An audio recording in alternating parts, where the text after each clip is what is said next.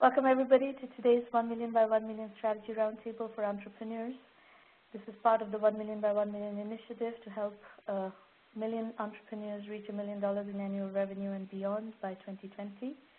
And as I keep saying, this mission will only be successful if you are successful in your entrepreneurial endeavors.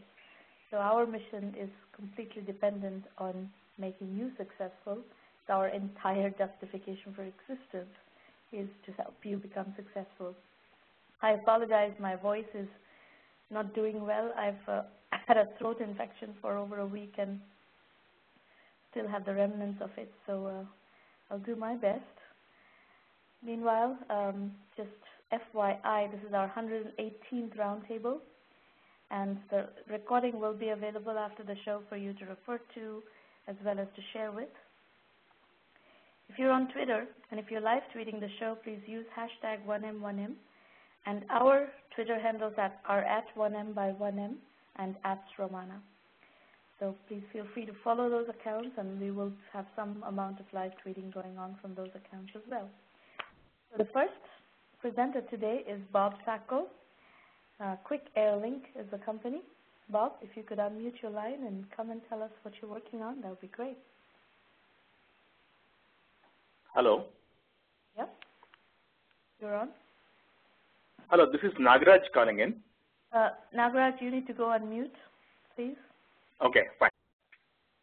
Bob, go ahead. Okay. Can you hear me now? Yeah, we can hear you. Okay. Quick Airlink is a new startup out of Silicon Valley that is with my co-founder, David Wolkin. And it is a one-click, patent-pending one-click visual flight search experience. Really is anything like it that's out there. It really requires actually you going to the site to see it live at www.quickairlink.com to really actually see the experience. But David, can you explain the operation end of what we're doing? Well, the point is that there are many ways to do flight search. For the past 15 years, there are companies called online travel agents. The most well-known are Expedia and Orbitz and Travelocity, and that's what most travelers go to if they're going to book online. The problem that we're solving is that these existing sites that almost everyone uses are marketing sites. They don't really do a search for travelers. Travelers go to get information about flights, but they are shown the flights that are the most profitable for the travel agents, the Orbitz, Expedias, et cetera, to sell. And these sites leave out airlines. They don't show the smaller airlines, and they don't show the most convenient flights for the consumers. They try to talk about price all the time, but they actually have incentives to put flyers on connecting flights because they make more money selling those flights. So many times people will have to lay over in an airport en route to their destination, and they would be better served with a nonstop flight that existed and that they didn't see. So that's one of the issues. With just one click, Quick Airlink provides a true complete flight search. We're the only site that I'm aware of that does that. So we want to be the trusted source for travelers, to see all the airlines and all the nonstop flights that are available to them. And then we have an ability to, with a second or third click, to actually book directly with the airline, which has benefits for the traveler I could go into later. But the main feature is that we are the true search site, and you can do it with one click rather than having to type in any text.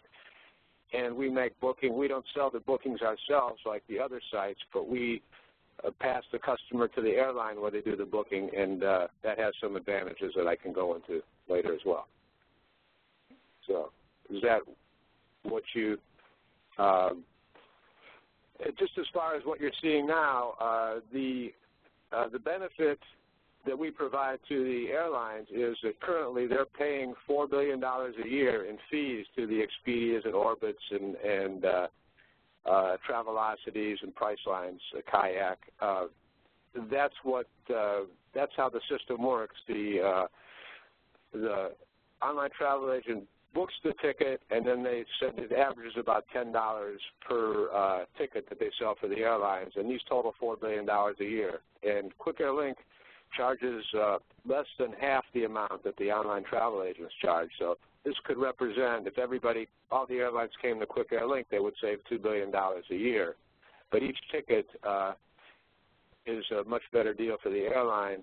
And the other thing is that Quick Air Link, when we send a customer to the airline has the ability to sell hotel reservations and car rental reservations, that's the basis of most of the profits in the travel industry. That's what the Expedias, et cetera. They make most of their money from hotel reservations, packages, and rental cars, not flights. So Quick Air Link gives the airline the opportunity to have these customers and profit, that large profit, which the airline does not get from the online travel agents. How do you get How do you get the traffic? Well, that's the challenge to overcome. That's the huge challenge to overcome the noise and all the entrenched competitors that are there. And that's where Bob Sacco comes in with his background in travel. He's the marketing expert that has the connections, and I'd let him possibly tell you our strategy to begin with instant traction and to overcome this huge hurdle of getting the awareness that we need to have for people to come to our site. Bob? Well, as you know, I'm the co-founder of Travel@Net Network, which I bootstrapped, a company that I grew from zero to the world's largest online travel audience worldwide in ComScore. So that company right now is repositioning itself as a portal for the best of travel, and they're interested in using our flight search as their default mechanism. So we have a white label agreement in place going into large audiences that are already existing. So, there's other audiences too, LinkedIn, Salesforce, lots of audiences out there that have unmanaged business travelers or frequent flyer travelers who want this type of solution where they can just look at a map, click on the city where they're at, and then click on the city where they want to go, and then see all the airlines that are providing service between those two cities with a true trusted source of flight search information. You're going to white label Quick Air Link to these various different sites, travel sites, and other people who have audiences. That's one way of doing it, yes. And it can also become a B2C destination as well. B2C destinations, I'm sure you're aware, are very, very expensive to build. But we don't have to build it because we can do white labels already into large existing audiences that will use this product. Well, I'm okay with the white label strategy. I'm not okay with the strategy of building a consumer destination, just because based on where things are right now, there's a huge amount of cost involved in getting there because of the noise level, and the how Kayak got there was by buying keywords from Google and building up basically a traffic arbitrage. We don't have to spend any money doing that, because once we get into the large traffic streams with our white label, it'll be powered by Quick Air Link, and so in itself it becomes self-perpetuating. And then we'll also have social media strategies that get going viral as well. So no, we're not going to be spending. Just a second. What is your what is the source of the data? What are you using as the source of the data? Well, that's a good question. We have a patent pending on the actual process that we have, and it's due in July of this year after 3 years in review from the examiner. So we have some very positive reviews coming back, so we have high expectations on that patent coming back to us. David, you can expand on that a little bit more. Yeah. Obviously, Sramana, you're familiar with the industry, so what I'm going to say is we have a different approach than Kayak and Expedia and so forth. And using ITA software, these other competitors need to have not only the schedules, but they need to know the real-time availability on any given flight, as well as the figuring out the pricing that's acceptable on any of these flights, and that's a very costly situation. What we're able to lower our costs by an order of magnitude to resolve this problem, because we primarily focus on scheduling. So we show people all the airlines and how many flights there are, and then we pass the heavy lifting off to the actual airline. We organize for the consumer. They see a matrix of the various airline options and the various flight options. With one click, we can put them deep linked into all the airlines on a tab-by-tab basis, and that's where they see the availability and the pricing. So the airline handles that end of it, but and we still just have schedule data, right?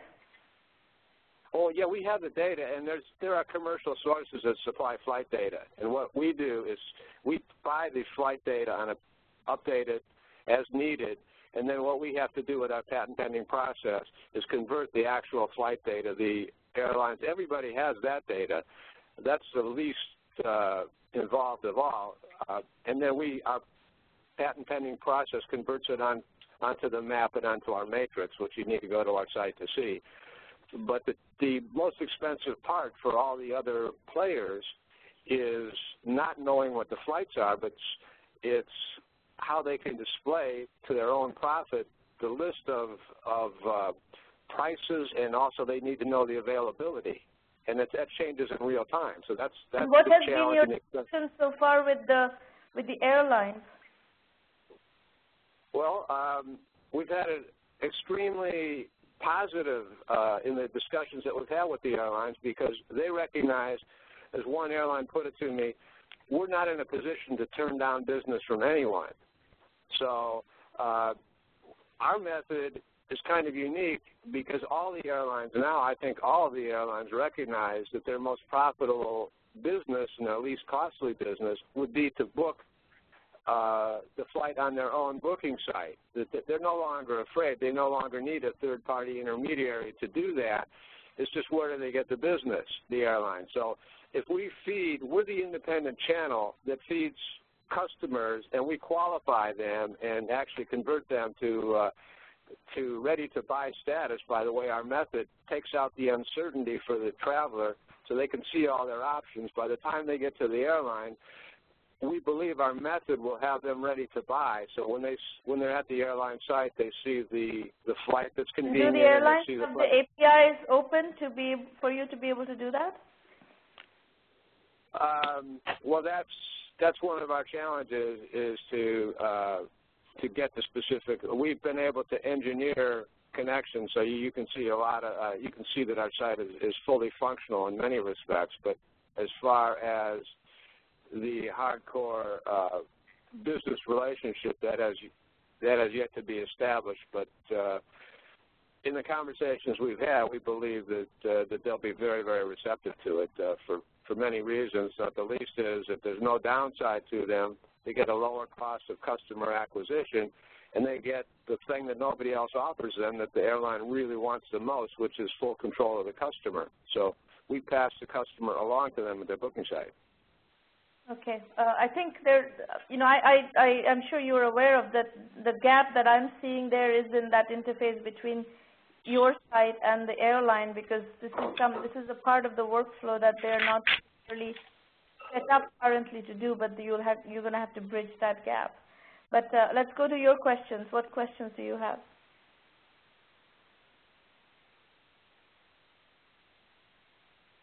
Bob? Questions. Well, I think that the problem that you're addressing is that as soon as we plug this into audiences, like as a white label, the volume was going to actually solve a lot of these problems. As soon as they see the bookings happening, they're, like David said, they're not in a position to turn down business. And the way that we create a win-win situation, one for the customer who gets all the information with one click. They can see all the airlines. Nothing's being hidden from them. The airlines get what they want, which is an independent booking channel that brings customers directly to their website for booking. And it validates what they're doing, because all the airlines now have guaranteed lowest prices at their site themselves. So the whole pricing issue is moot, because they are, all the airlines now have lowest price guarantee if you book at their site. I'm not concerned about the pricing issue at all. I'm concerned more about the operational issue of making this work because the airlines are currently not set up to do it. That's all. But that's fine. I think I've got what you're doing. If you have questions, go ahead. Otherwise, we're going to move to the next presenter. Well, the only question I have, do we have so much to offer to the airlines as far as giving them what they want, providing an additional and independent source of customers, and we offer lower cost and for them to get control of the customer, which has advantages? Do you think that there are some problems with our approaching airlines? I mean, the API connection is relatively simple. Is there something that makes this difficult in your mind, or do you think that it's a huge challenge that we're facing, bringing customers to the airlines? I have not experienced your user experience, and I kind of find this the grid that you have up here a bit. I don't particularly agree with this this distribution you have here. I think Kayak is a very easy to use site, a lot easier than Google. And you put Quick Air Link at the far right, top right corner as an easy and trusted source. So I have a question. Have you been to our site? Have you used the site? No, of course not. Of course not. But that's not the point. The point is Kayak is not a difficult to use site. You put Kayak in the bottom left corner. I don't think Kayak is a difficult to use site. Nor is it that slow. No, I tend to agree that Kayak should be ranked higher than Google on the y-axis. You put Google in the top right quadrant. Kayak is definitely at least in the middle of that right quadrant. I'm taking your word for it that Quick Air Link is a significantly, better user experience and faster, but Kayak belongs way up there. Excellent point. I would agree with that. So I think this competitor in this game is going to be Kayak. Kayak has that OTA problem that Google has bought. Google is getting into this game, and Google and Kayak are going to fight neck to neck. That will perhaps play in your favor, but still, you have to give them their right place and acknowledge that they are going to be your top competitor. Correct. Thank you. Okay. All right.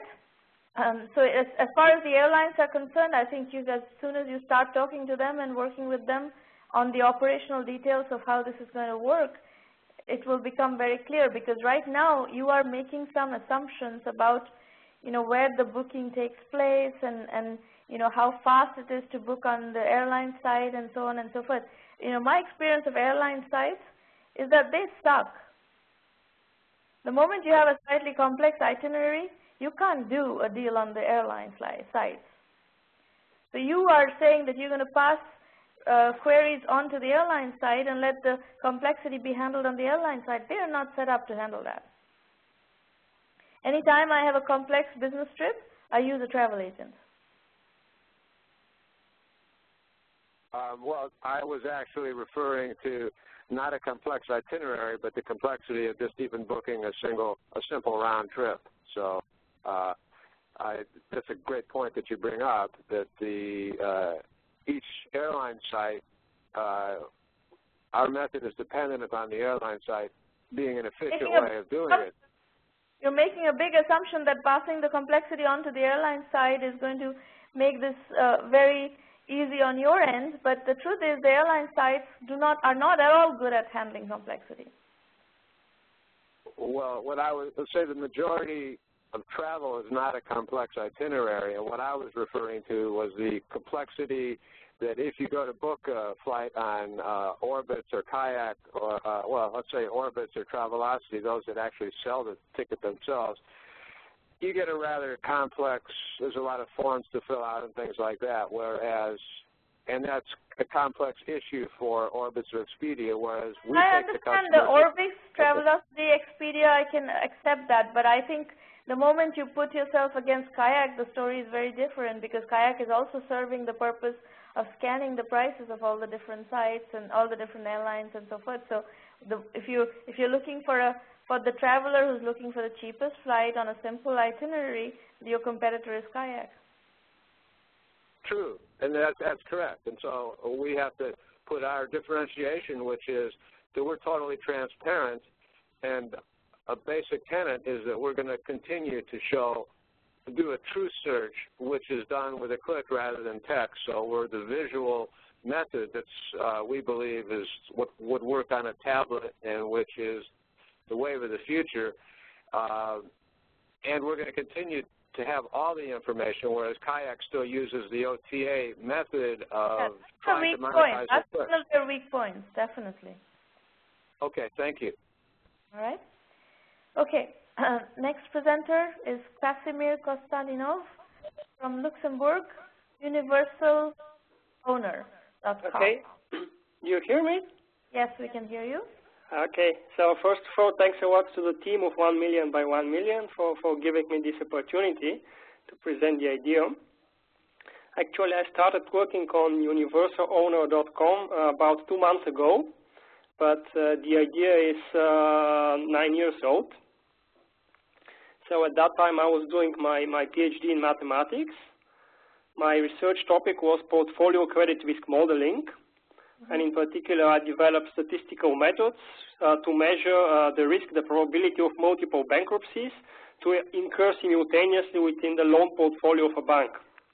Okay. And so my research demonstrated, for example, based on some industry data, that the risk for global financial shocks to impact significantly the portfolio is actually quite underestimated by what is industry standard models. So, for example, by the Basel Capital Accord.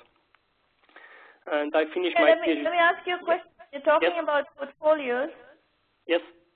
Talk to me specifically about what portfolios you're talking about. Is this mutual fund portfolios? Is it consumer account portfolios? What portfolios are you specifically able to handle? So it's a typical banking portfolio which contains different kinds of loans, different types of loans, and different bonds. So I'm talking about a loan or bond portfolio for a given bank. Okay. Okay. And okay, so it could be enhanced basically also to mutual funds who held also similar instruments. Okay. So I actually finished in 2006, early 2006, and thereafter, kind of the credit crunch which followed was a kind of a real life example of what I did. And so after university, I joined a banking software company. I worked as a product manager, later as a team leader. The company developed software for risk, for accounting, and for regulatory compliance for banks. So ironically, in 2009, our largest client, actually for our largest client for credit risk compliance software, actually bankrupted due to its bad loans. And in a way, it was not an indication for the quality of our software, but it was rather a typical showcase of a fundamental problem which banks and, in general, financial institutions experience today. So banks, financial institutions, they make huge investments in technology, in particular in technology for compliance, and still, I believe they lack tools to efficiently combat risk. And whom are you competing with in this? There are obviously players in the risk space. Whom are you competing with? Yes, there are a lot of players in this space. So it's not a free space as you can imagine. There are big competitors like huge corporations with billions of revenue, and there are middle-sized players. Like, for example, the company what I was working for until recently, and they're also kind of a niche organization, niche applications. And so generally speaking, if you can if you can split the market for risk management technology for financial institutions, maybe about 60% of that is related to regulatory compliance, like solutions which help the bank to be compliant. And it's not what I'm trying to do. Another 30% is probably like data management system integration. This is again not what I'm trying to do. And the remaining 10%, it's really risk management, which could help the bank to gain a competitive advantage. Okay. So that's what I'm focusing on. And within that 10%, that segment of the 10%, what is the competitive landscape? I would say it's not a lot. I would say it's not a lot. Maybe let me first describe it like this. So first of all, I'm looking at a pretty lightweight application. So I'm not looking at a platform, a kind of end-to-end enterprise platform, which can be used by many people in the bank. I'm looking really at a lightweight application, which is highly specialized, focusing really on market and credit risk. So it excludes all other risks which a bank would face, like frauds, roof trading, IT system risk, and so on and so forth. So it excludes all that. It really focuses on market and credit risk. And then I'm actually looking to create a model to deliver the solution on a web-based basis, which means essentially subscription-based basis, which is very cost-efficient and could be made. How much do you propose to charge for the subscription? It will be essentially. I'm planning to charge it on a volume basis, not on a user basis. So it could be anything between, let's say, 500 to 5,000 per month. Okay. And how many users are there for this kind of a product? What is the total available market? Okay. So if I would like to calculate the total available market, I'm actually starting from the top-down approach. So in general, as we said, like risk management technology, it brings about 22 billion per year, and this is the overall revenue for risk management technology. Now out of that, I'm of course more focused at the moment on Europe. Because it would be more natural for me to roll the product like close to Luxembourg, France, Germany, and so it reduces the available scope to about 8 billion. Out of that, we don't believe in top-down market analysis. Sorry? We don't believe in top-down market analysis. Okay, so you would rather prefer to do it on a client-by-client basis? Bottom up, yeah. Okay, so it's also a potential. I have also thought about a similar approach, and I come up to a similar figure.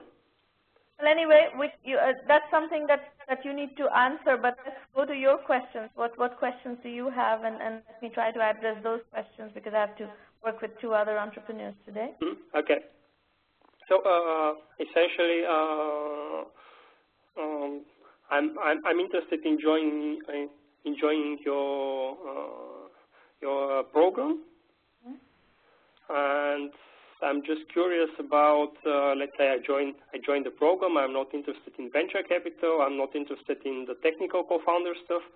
So I would like to ask you. Suppose I join your program, and suppose I pass through the curriculum. So could you please give me 1 or 2 profiles of people who would help me with this project? 1 or 2 profiles of people who would help you with this project? Yes, who you know and could help me with such a project, yes. We don't do that. We help you build the business. We don't pass you off to other people to help you with the business. We help you build the business. I suggest you hang on. I will talk about how 1 million by 1 million works with entrepreneurs at the end of the segment, at the end of the program. After I finish working with the 2 individual entrepreneurs, after you've listened to that discussion, you can ask me more questions. Okay. Particularly about the program. Okay, great. Okay. So your point about you're not looking for venture capital, you're just looking to build this business. That's fine. You're actually one of the very few incubators out there who actually support bootstrapping entrepreneurs, self-funded entrepreneurs, and we focus very heavily on business strategy and execution, on how you're going to go to market, how you're going to market your product, how you're going to acquire customers, how you're going to do your pricing, how are you going to, all the mechanics of building a business. That's what we focus on. Yeah, but is it a kind of a theoretical training? That's exactly my point. So in order to price correctly the product, in order to build the product, so you need to talk with appropriate people. Yes. So how do you help me in this respect? That's something that we can teach you the mechanics of how to do it. You're going to have to go talk to people. You're going to have to go talk to your customers. We teach you the mechanics of how to build a business. You're going to have to build your business yourself. Okay, sure. Okay. Okay? So hold on. We'll talk more about how 1 million by 1 million works with entrepreneurs. But let's go to Riyadh in the meantime. Ayuma is the company. Riyadh, if you could unmute your line and tell us what you're doing. Very good. So if you just go, probably skip the first 2 or 3 slides, there's a very, there it is, the mission statement, which is engaging and connecting customers via the mobile platform. Okay.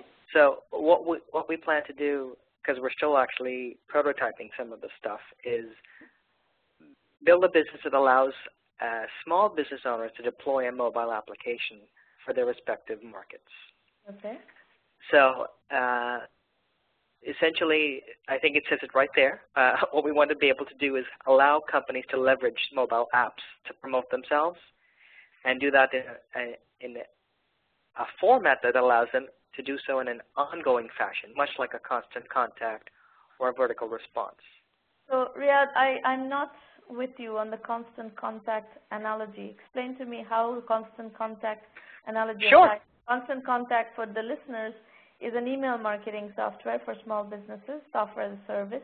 So you can run your email campaigns on the Constant Contact platform, and there are many of those platforms out there. So help me understand how that's related. So very good.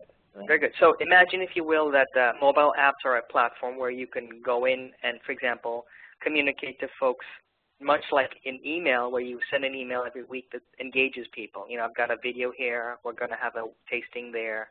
You reach out to customers and use constant contact to engage them. So the idea is that one would be able to use a mobile app and engage customers in that fashion. So what is the assumption here? That the customer that you're going to be communicating with has a mobile app on their... Maybe a better way to do this is a small example. So for example, let's say I have a winery, right? And I sell wines to people, fine wines.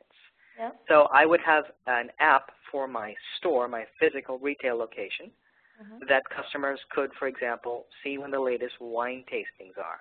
Maybe purchase a bottle of a vintage they're partial to, something like that. So engage the customer on an ongoing basis through this platform. So you are going to help your customers create this wine store app for the iPhone or iPad or whatever, and then you're going to have the interface to be able to send these updates of wine tasting events or other promotional content through that application. Precisely. And you can imagine with mobile, there are a number of things that come into play. So for example, Foursquare, we could offer that type of functionality in our platform, which is something we're talking about doing, that an end user could take advantage of with respect to. Very cool idea. I like it. Go ahead. Thank you. So the idea is, I guess this is we could probably skip this, as I think we've covered the example. So maybe what we ought to do is we can skip the demo, which is something we're working on, and move to the market analysis and maybe the go-to-market, since we have the core concept. Does that seem reasonable? Yeah, sure. Very good. So you mentioned earlier you're not a fan of top-down, so we'll skip that completely. Right. So if you look at the amount of handsets, intuitively we can imagine that the amount of handset usage is only going to grow, and it's the dominant platform, not just in the domestic U.S., but in the world. So the market here, it's a great market, I think. There's no question about that as far as end users. Now, as far as customers, small businesses in the U.S., there's that often cited quote, which is 95% of the small businesses, the U.S. is small businesses, right? 50 employees or less. Mm-hmm. So the market opportunity is there both in terms of handsets and in businesses. So that would be the size of the market. Bottom-up analysis. That's not a bottom-up analysis. Okay, then let's, I have to confess I'm not quite sure what your idea of a bottom-up analysis is. Never mind, let's move on. We can. Very good, very good. So the idea that how do we make money, right? So it's a transactional business. So the key idea, much like a constant contact, is what we want to do is we want to find and reach those 11,000 agencies, marketing agencies that are out there that actively do work with small businesses and get them to resell our product. So we scale that way. So what we do is we would allow them to make money from reselling our business, much like our product rather, much like a constant contact does. So we make money from agencies. We can even have a program fee for participating if the volume is there. And then, of course, we'd go direct. Some of the cooler things we've toyed with is the idea of putting an ad revenue model, like it's based on mobile ads, in some of the apps that we're playing up with. So that's how we'd make money. It's a subscription to software as a service business model, right? Yes, SaaS. If you know, SaaS, PaaS, however you want to think about it, that's really it. So right now, we are in the midst of developing the web component of it. We've got programmers and we're working on it. So essentially what we do is we allow folks to take advantage of mobile functionality but cross-platform. So we use a large set of APIs, and then we have native code for the respective platforms. And what we allow you to do is deploy once. So deploy once across all platforms. Yeah, I think this will be dependent very much on the complexity of the app itself, right? If you're talking about store apps, that's got one type of requirement. If you're talking about content apps, that's got another type of requirement. So it depends on what type of apps you go after. You can further. I think you can segment this much further and go after specific types of apps and get much more scalability in your go-to-market. Yeah, verticals are definitely an opportunity, and the idea is that it's a modular system. That's what the module is web-based, so the processing is done server-side, so that we can make it very easy for the respective apps to across platforms to tap into the functionality. So there is this idea that we can go after verticals and really dominate a few. We haven't fleshed that out yet. So I think you probably move to the next slide. There's a lot of competitors here, but I don't think folks are going after the small business market, their vertical segmentation, or their very initial or premature implementations, meaning what they do is they'll do web. So for example, a small browser-based application for a mobile platform and put a web page on it, and they'll market that for 20 or 30 bucks. There's not that rich integration of mobile. So for example, the idea of a Foursquare functionality or a Facebook push or things like that are not there with a lot of the competitors. I could get into this more, but I think we're kind of pushed for time. You see that there's going to be, as you start doing that vertical segmentation, you're going to run into other types of competitors. For instance, if you're going to commerce, the store model, right? Stores in form of apps, mobile apps, or stores in form of social apps. You'll run into other competitors, like there's a company that we are soon going to publish the case study on called Moonfruit. They do small business stores, and you're going to run into them. So as you do the segmentation, you're going to find other competitors, and you have to find a niche where you can go in without running into too many competitors, where there's a smooth way of entering. So what you're saying is choose the verticals we go after carefully. You have to choose the verticals very carefully, yes.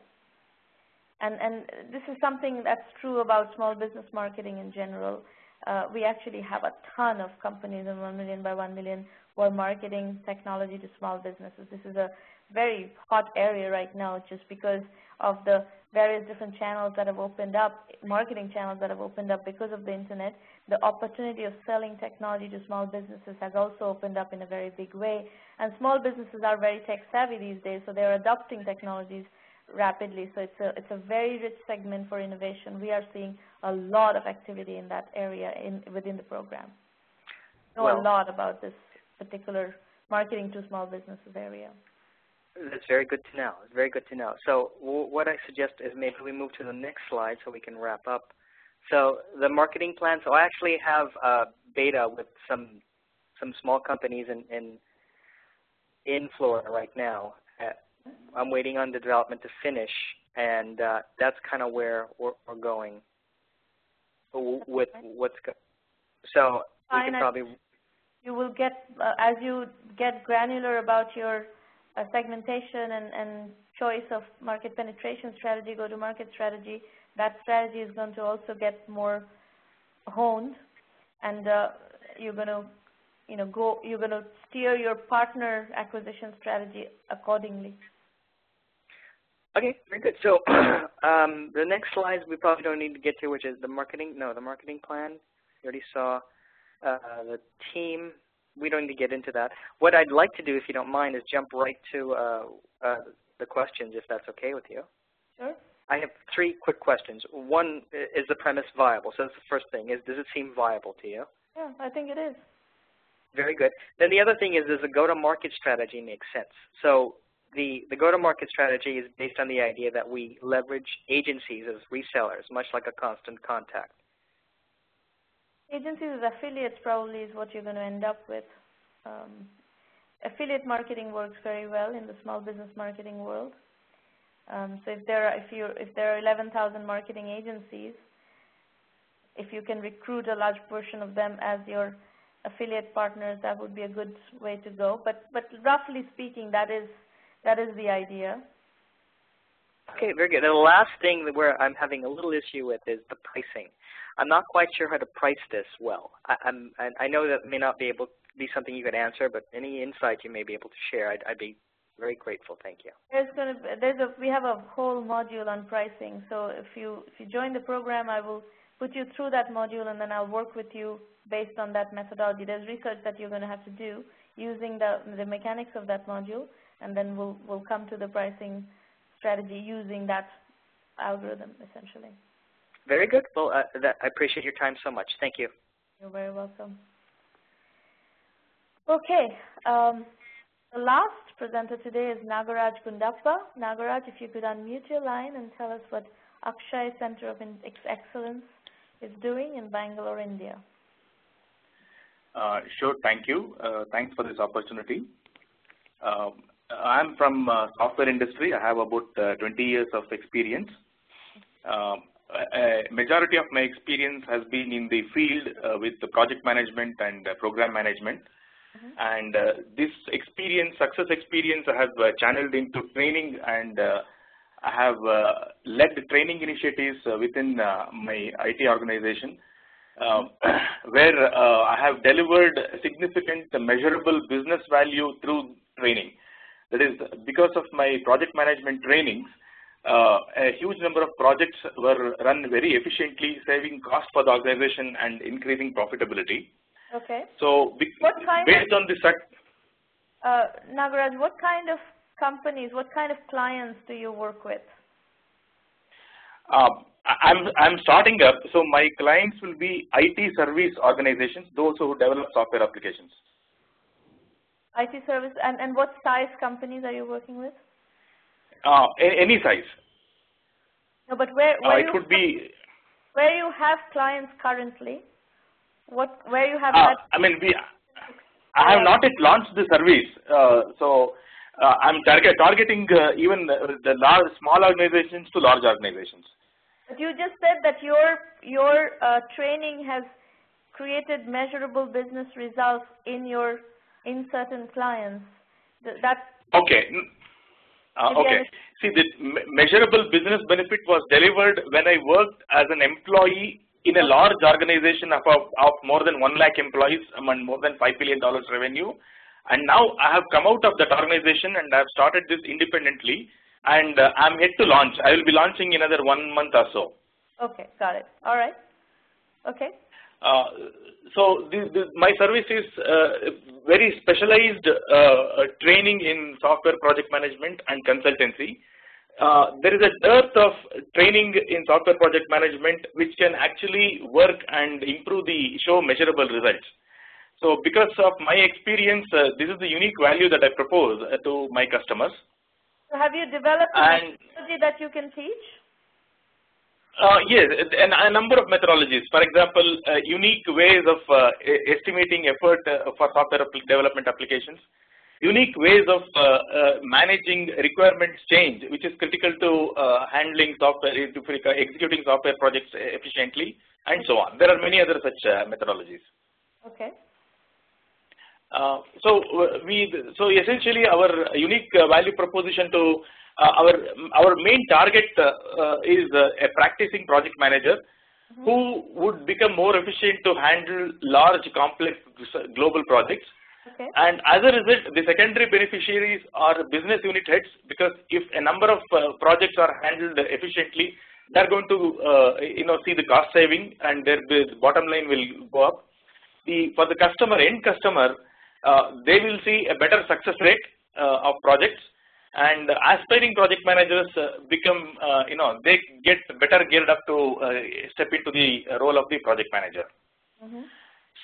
So this is our, target customer, and so basically in terms of the customer organizations, we have not done many segmentation, and I think you can please go to the next slide.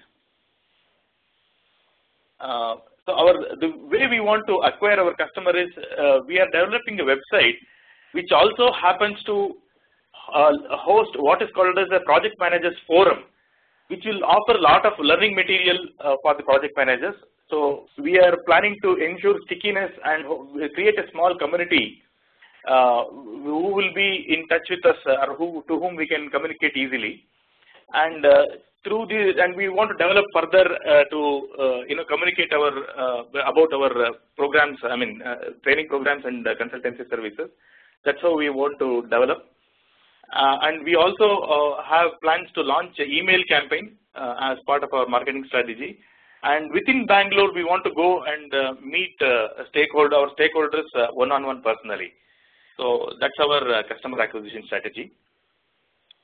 And next slide, please. Charge for this? Sure. Pardon me? How much are you going to charge for this? For training program? Yeah. Yeah. See, if it is done, there are two models. For, let's say, a corporate in-house training program, irrespective of the number of participants, it's not on a per participant basis. It's for a per event basis, and that will be about $1,000. And if there is another public workshop model where we charge on a per participant basis, here charges would range depending on the training program. It would range from $100 to $250. You cannot sell $1,000 per unit products by meeting people in person. You can do it in the beginning to get a few people in, but that's just not going to scale. Okay. So you're going to have to create some sort of an online marketing strategy, go-to-market strategy, and some of the ideas are in what you have on the slide, but they need to be refined quite a bit. You need to bring in nuances of SEO and so on and so forth into your go-to-market strategy. Yes, we have that. We have the SEO. We have we also including the social marketing strategies such as Facebook and Twitter and YouTube to bring in more traffic to our website and increase our visibility. Okay. So what are your questions? Well, my questions are, this customer validation. Okay, the services which we are offering, whether are they going to be welcomed by our target customers? I think the answer is yes, based on my, my experience as an employee. So now my questions are, if you go to the next slide, please. Let me comment on what you said here. It's your experience is very good as a starting point, but you have to go validate it with companies, because if you're going to do a company-wide event for project management, it will have to go through HR, and you're going to have to sell to HR, and you have to got to validate it with HR. I think the answer is going to be yes, but I think you're vastly underestimating the competitive landscape. There are umpteen project management training companies in India working today. Okay. Because I have done a survey based on Google search, and I could not find many. I could find many based in the US. The moment you go and start validating this with prospects, you're going to learn about lots of other competitors. There are tons of competitors. Okay, that's news to me. Anyway, I need to think about it. You need to do a thorough competitive analysis, yes. Okay, fine. And another, so my questions are, what is the scalability of this business? Can it scale to, let's say, what you're calling as a $1 million, revenue? $1 million revenue, yes, but I think if you have to do this in person, every event in person, and how long is the event? How much? Is it a one-day event? Is it a 2-hour event? How long is this $1,000 event going to be for? 1 day. So if you're charging $1,000 for a whole day for multiple people, I think that's a very underpriced product. And scaling that is going to be very difficult, because you're going to need an army of people going and doing these workshops in various companies. And finding credible people to deliver those workshops is going to be impossible. So if you can find a way of delivering this in an online mode, that would be a much more scalable business. Okay. So what do you... You can start with doing it in person and really get an understanding of the market, develop your methodology, hone your story, start talking to customers and so forth. But to really scale the business, you're going to have to bring it to an online delivery model, or you're going to have to substantially change the price point so that you can, each day event, if there are 50 people, 50 project managers being trained in one event, that the amount of money you make off that event is much higher. Okay. And again, thanks for that observation. But comparative analysis, you will get a feel for how much people are charging for this. People charge a lot more for this kind of training. Okay. And the other thing that you're going to run into, by the way, is that companies have their internal project management training. Larger companies have their internal. So your segment probably is going to be in the mid-market, who don't have such elaborate training programs of their own. So there's a serious amount of segmentation you need to do. There's, you have to hone your go-to-market strategy. You have to hone your product itself, product, delivery model, pricing model. Everything needs to be repurposed. What you're presenting right now, I don't think is the right strategy. Okay, fair enough.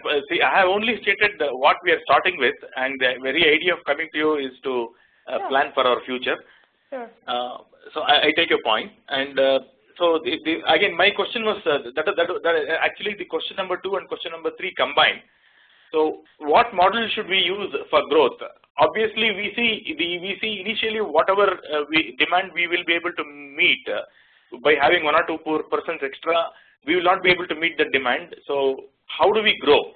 So that's my question. That's what I'm telling you, that I think there are some assumptions you're making here that are, in my opinion, flawed assumptions. If you charge $1,000 for an unlimited number of people training on this program, it is not going to scale very well, because then you need an army of people to grow. Okay. So pricing is... It's not going to be very profitable. It's not going to be a great business, and you're going to have a very hard time recruiting credible people who can deliver this kind of training. Perfect. Point taken. Apart from that, to meet the demand, what other? I'm asking about scalability in terms of, our ability to meet demand. So how do we scale up in that way? What you said is right. If we start, at a particular service level initially, and then if we have to service 10 times higher number of customers, we can't grow our faculty strength by 10 times. So what is the model that we should ideally use for growing our capacity to service? My recommendation would be to look at online delivery models.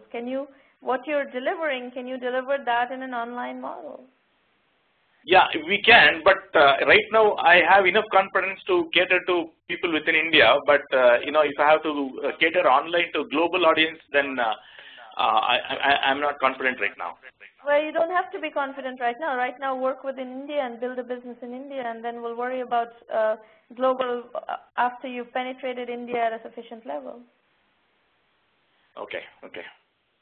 You have a lot of open items to sort out first, even just with India as a market. You can't go to multiple markets at once in any case. You have to work within, and the good news is in India, the need for software project management is very high. There is a huge demand for software project managers, and if you can find, I insist on a competitive analysis to really figure out whom you're competing with, both on an online and offline mode, and there's a lot of strategic planning that you need to still do on this business before you launch it. Actually, I think if you launch it with this $1,000 for unlimited number of people training kind of price point, you're going to corrupt the market. So I think if I would I would just launch it with just that this is just a trial kind of one event. We'll do one event for you at this price point to learn and to show you what we can do kind of mode. I would not advertise that as a price point. Okay. Right. So when you say I need to come up with a strategy, what elements, if you can say briefly? Oh, it's a very long discussion. If you want, I'm going to talk about a lot of that in the next segment when I talk about how to use 1 million by 1 million. If you really want to use a full strategic planning, use 1 million by 1 million as a program. Okay. Okay, so let's hang on for a second. Let me take you through how we work with people, and then you guys can all answer questions based on that. Now, Maureen, is Luigi? I don't see Luigi, so I assume we are skipping Luigi's presentation. Yes.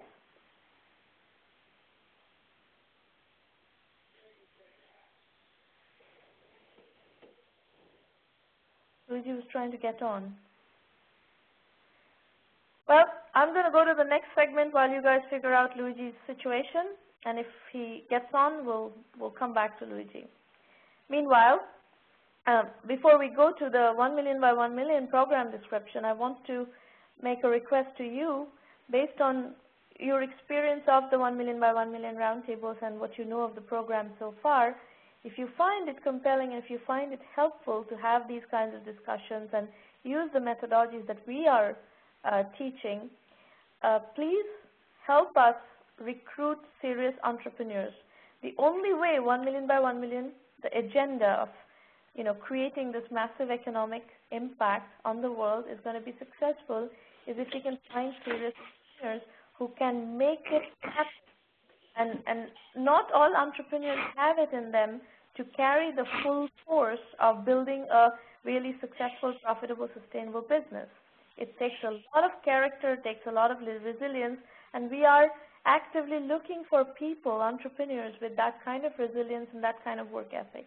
So help us find them, please. All right, so let's talk about the resources that we offer for you at multiple levels. And everybody who's on the audio, if you could please mute your lines, Kasimir, Nagaraj, Riyadh, if you could mute your lines, that would keep the extraneous noise to a minimum. So the 1M1M website is 1m1m.sramanamitra.com. Let's start with the absolute basic free level of resource, which is our blog. There's a ton of content, case studies, lessons from the trenches, trend information on the blog. So you can, just by following the blog on a regular basis, you can learn a lot. Of course, that is a time-consuming process if you have to catch up on a lot of the content that we've published over time and so forth. So we have tried to synthesize material from the blog and give you, more quick, bite-sized pieces of information. So one of those attempts at synthesizing methodology and lessons from the trenches is the Entrepreneur Journeys book series. It is a case study-based book series. We have each volume of Entrepreneur Journeys. There are 4 of those out already.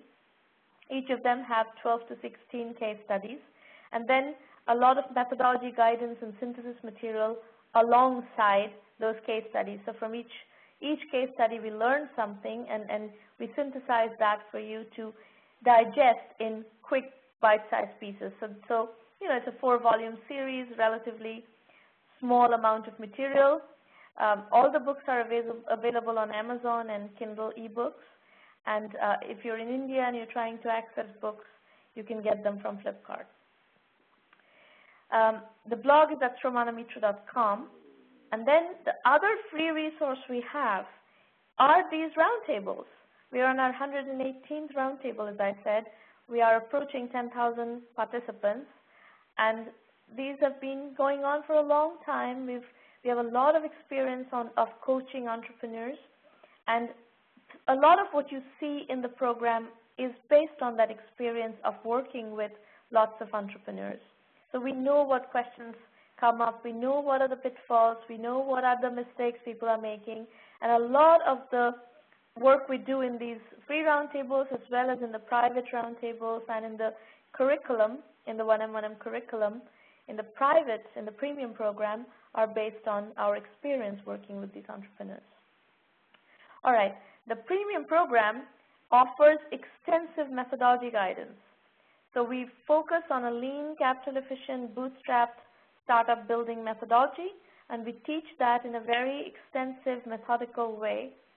And we have a video lectures and case studies-based curriculum.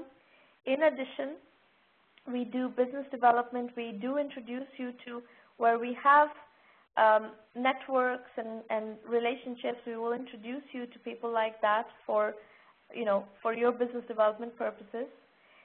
We do a lot of strategy consulting work similar to what we did today, what you saw today, in private settings. We do get a lot of requests for private meetings. These are not private one-on-one meetings with me, but these are private members-only roundtables which don't get published to the world at large. And we help with financing in the cases where there are financing. A company is ready for financing. We'll help you with financing, and we have a very large network of investors that, look at deals from the 1 million by 1 million program. We work with media exposure. We help you with the PR through our media channels and so forth. So if you come into the program, one of the first things I would ask you to do is go take the 1M1M self-assessment. And it's on the website. You'll find the 9-point questionnaire that's actually public. But it also has curriculum modules attached with each section of the questionnaire, and those you can only access if you're part of the premium program. Again, the site is 1m1m.sramanamitra.com. Let me point you to a couple of other sections of the site that are helpful. The premium program button on the top right bar, top black bar to the right, premium program and FAQ are 2 pages that you want to look at. There are lots of questions that are answered, and it's a good, thorough description of what we offer in the premium program. There's also a set of video messages. There's a lot of questions, FAQs, that are delivered as short segments in videos. We have a YouTube channel. These are videos from the channel. Those would be useful places for you to look to try to understand the program better. What to expect from the premium program is a page that I was recommending. Our methodology, again, is lean, capital-efficient, bootstrap startups. The funding market is full of rejections. Over 99% of entrepreneurs who go out to look for financing get rejected for various reasons. Some businesses are just not fundable because they don't fit the venture model. Some businesses are not ready. They haven't done the amount of groundwork necessary to qualify for financing. The bar for financing is getting raised higher and higher continuously. Even angel investors are looking for businesses with traction. So, we have a cartoon series, a comic strip running on YouTube, on our YouTube channel as well. Maureen or Irina can give you the link to the YouTube channel in the public chat. If you go there, you'll see we have comic strips talking about some of the misconceptions and assumptions false assumptions in the industry that you can just go and raise funding based on a concept. It doesn't work that way. So we try to prepare you in the bootstrap mode, in the pre-incubation, incubation mode, so that you can qualify for downstream resources like incubators that are looking for more, that are offering to finance you, but are looking for more, deals with more traction, or investors, angel investors, VCs, who are looking for more mature companies. And we are here to help you mature through that process. That is the commitment that we make, is that we teach you how to mature through the process so that you can qualify for the downstream resources. We are okay with working with absolutely raw entrepreneurs. And we are unique in that mode in that we are completely inclusive. All incubators will tell you that we are exclusive. 1 million by 1 million is not exclusive. If you are willing to learn, if you're willing to put in the work, and this is going to be a substantial amount of work. Here's a little description of our curriculum. We need you to study the curriculum, and the curriculum has two sections, the core curriculum and the electives curriculum. The core piece has 7 modules: bootstrapping, positioning, market sizing, customer validation, financing, customer acquisition, and team building. A lot of the questions we were dealing with today have dedicated modules attached to them in the core curriculum. And you will, the moment somebody asks, how do you do bottoms-up analysis? What is your definition of bottom-up analysis? We have a whole segment on bottom-up market sizing. And, customer acquisition strategies. I talked about honing customer acquisition strategies. We have extensive discussion of go-to-market strategies, customer acquisition strategies, pros and cons of financing terms, valuations, how do you approach investors, blah, blah, blah. There's a whole lot of stuff that entrepreneurs need to learn that we have packaged into a very easy to digest set of video lectures and case studies.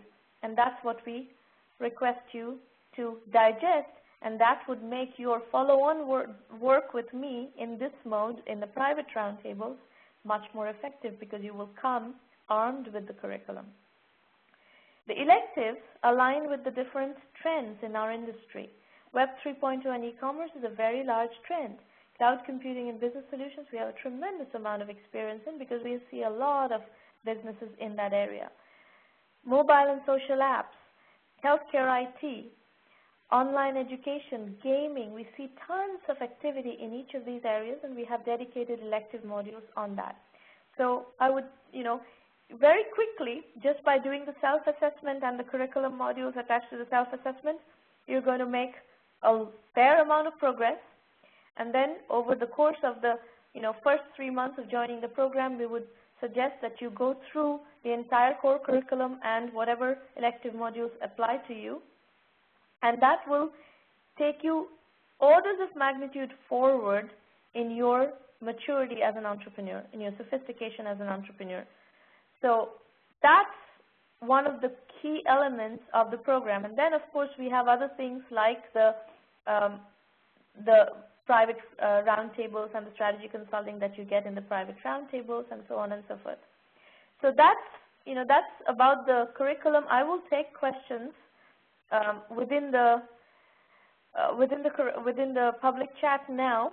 And what is going on with Luigi is, does Luigi want to present? Has he been able to get in? Oh, okay, Luigi Staffa is not going to present. All right. So while you're typing in your questions, and those of you who are on the audio, you're also welcome to ask questions on the audio. Meanwhile, I'm just going to run you through a couple of other slides here. One is we do have a 1 million by 1 million affiliate program, and our affiliate partners get 10% of the $1,000 annual membership fee that we charge.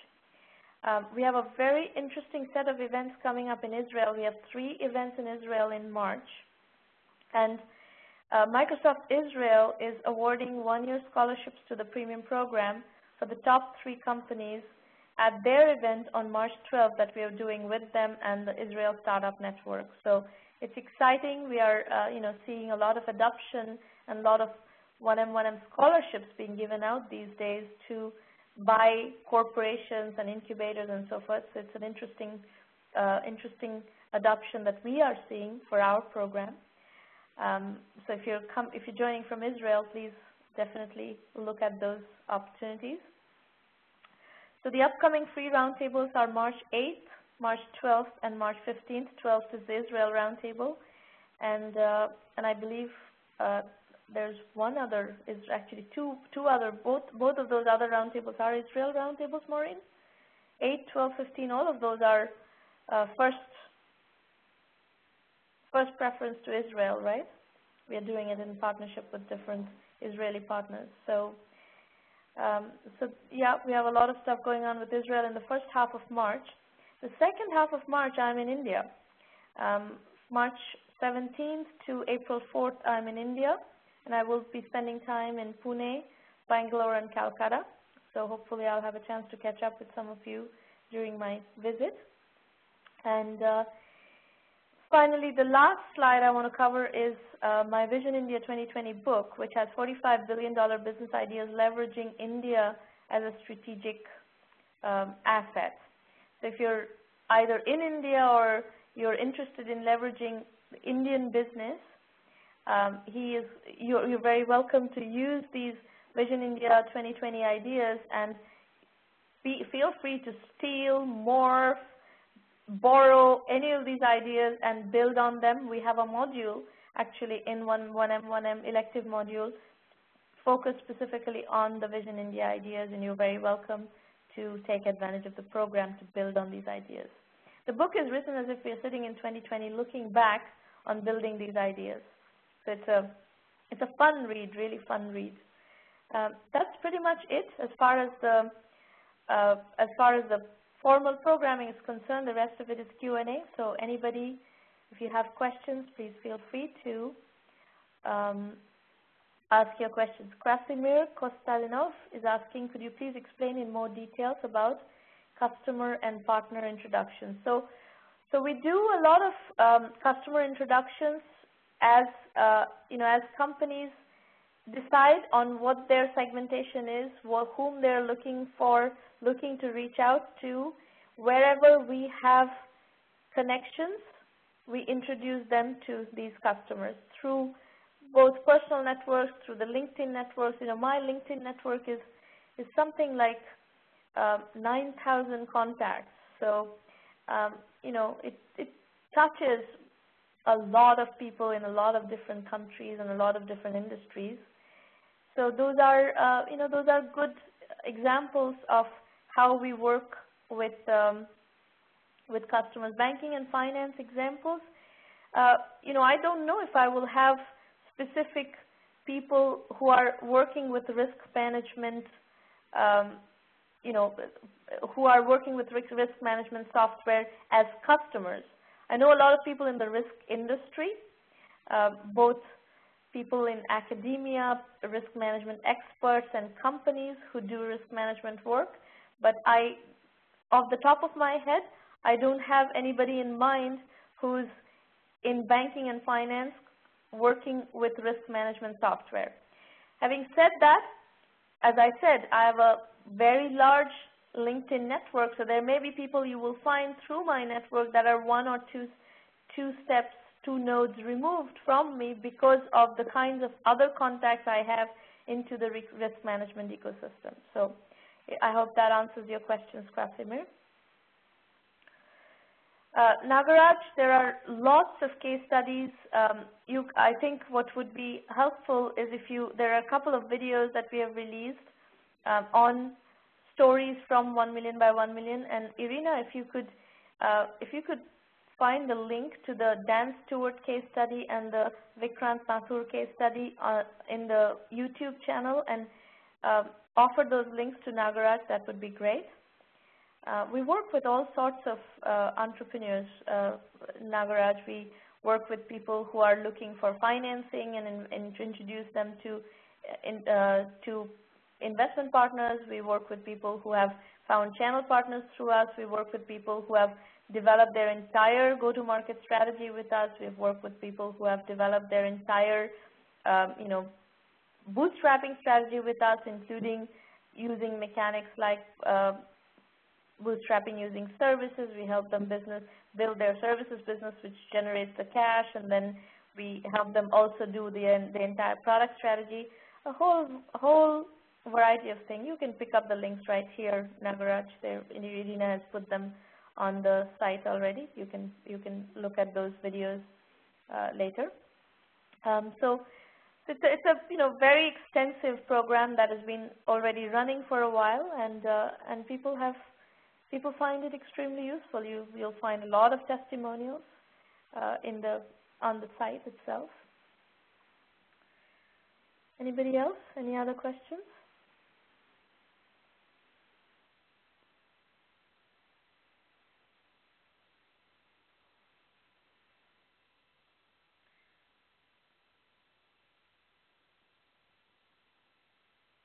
If you have any other questions, feel free to ask them. And by the way, Irina, if you could put your contact information up, so any of you who need to talk to someone from the 1 Million by 1 Million team to ask further questions about the program, you can ask Irina. Irina will give you her phone number and Skype and email ID and everything. She is going to be taking phone calls and actually getting on the phone with you to help you understand how 1 Million by 1 Million applies to your specific situation. And Irina, your email ID as well, please. And she's also put an orientation video, which we have released. So those of you who are planning to join the program, you can also look at the orientation video. So that sounds like that's it as far as questions are concerned. So we will see you at the next 3 sessions that we have announced just earlier, March 8th, March 12th, and March 15th. And then I'll meet some of you in person during my trip in India. And of course, if any of the premium members are in the room today, I'll see you at the private roundtables in the next couple of weeks. See you, everybody. Thank you for attending the session today, and hopefully we'll see you again soon. Bye-bye.